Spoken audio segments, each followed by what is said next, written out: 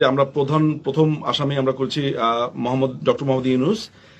যিনি দখলদার বাহিনীর প্রধান হিসেবে আছে। Lieutenant general Jahangir Alam Chowdhury, doctor Asif Nazrul, doctor Salehuddin Ahmed, AFM Hasan Arif, brigadier general M Shawkat Hossain, M Touhid Hossain যিনি কথিত পররাষ্ট্র উপদেষ্টা, ফরিদা আক্তার, শারমিন মুর্শিদ, সৈয়দা রিজওয়ানা হাসান, নূরজাহান বেগম,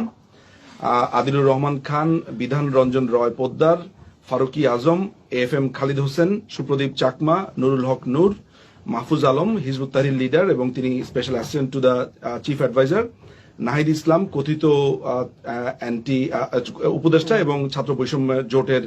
একজন নেতা ছিল, আসিফ মোহাম্মদ সজীব Bhuiyan, Wahiduddin Mahmud, Ali Imam Majumdar, Mohammad Fazlul Kabir Khan, adviser interim government of Bangladesh, Hasnat Abdullah, Sarjis Alam, Sheikh Abdur Rashid, doctor Mohammad Abdul Momen, secretary public security home ministry MD Moshiur Rahman, secretary home ministry MD Jasimuddin, brigadier general Hasan Nasir, lieutenant colonel Hasinur Rahman, captain Shubho Afridi. আপনারা জানেন যে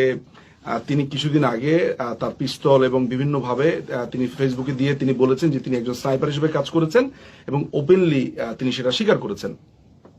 নাসির উদ্দিন পাটোয়ারি